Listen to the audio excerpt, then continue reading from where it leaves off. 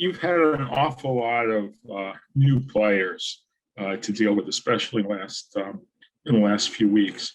Do you talk to them about the opportunity that they have, and it's time to seize the opportunity, or do you think that they know that automatically? Yeah, no, I think that when you get a new player that you don't know very well, they're try to get to know them a little bit, and that's definitely comes up in the conversation.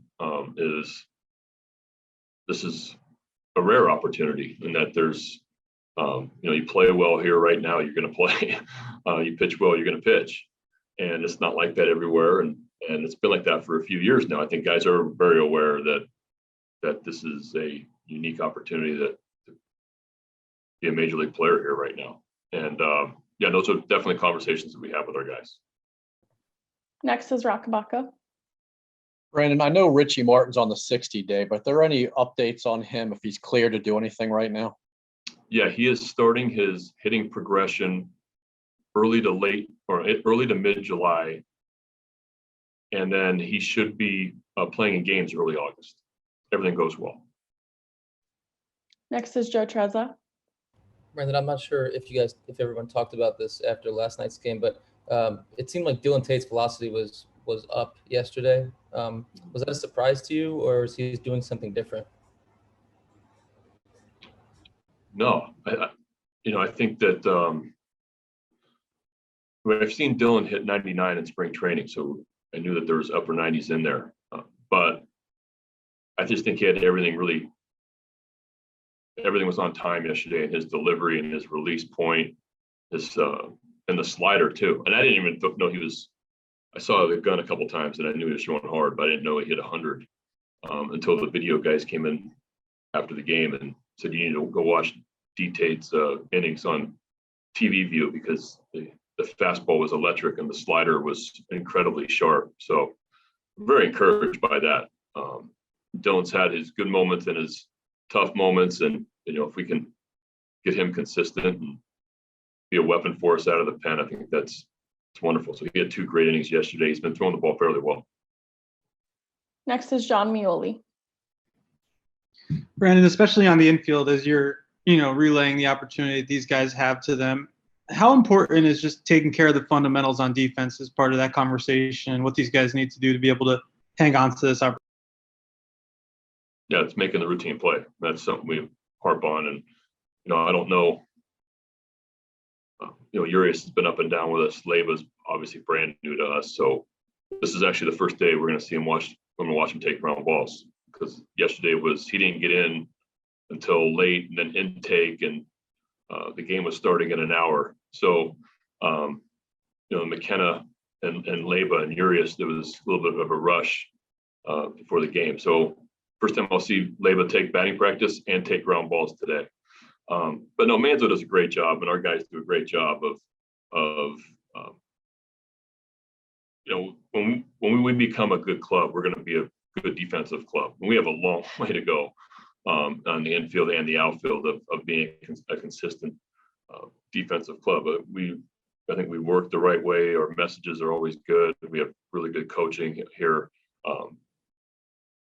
And now it's about the players taking advantage of the opportunity. And that message definitely, the players definitely get that message. Rich, your turn. Yeah. Is everything okay with Franco and Santander? Yeah, everything's fine. They're, Franco's been struggling and wanted to get Pat out there and wanted to see Leiba play again. And Tony, I talked to this morning, and I just want to give him. I know he's actually, his ankle is feeling a little bit better. I think he's just beating himself up a little bit offensively with the bat. He wants to contribute so bad, and he's, it's just not coming right now. And so, just want to give him kind of a night. They'll both be available off the bench. Steve Molesky. If I missed it, feel free to yell at me about it, but I was going to ask. I will never yell at you, Steve. Well, thank you, Brandon. I appreciate that. Tuesday starter, has it been named? And as a second part question, what did you think of Alex Wells' first outing, and can he make 90 work with the weapons he has? Tomorrow's starter has not been announced because we were going to see what happens after our ball game tonight. So it could be a bullpen game type of situation. We'll see. Lakins, Plutko type of game. If I use one of them tonight, then the other one might start. I don't know what's going to happen. So we're keeping tomorrow up in the air. Alex Wells will be available tomorrow. He's a candidate to possibly start too. So we're going to get through tonight, then we're going to figure out tomorrow. Yeah, I haven't seen Alex Wells pitch very much, so it's hard for me to comment on it, to be honest with you. He gave us a couple of good innings, a few nights ago. It was nice to see him get his feet wet in the big leagues and pitch a couple scoreless innings.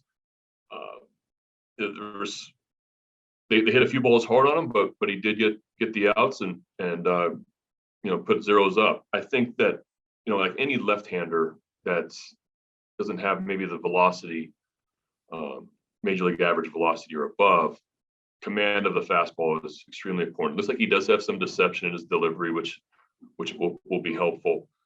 But I saw a breaking ball. Saw a breaking ball. He's got to be able to throw that for a strike and strike the ball. And then I actually saw on the fall like his changeup.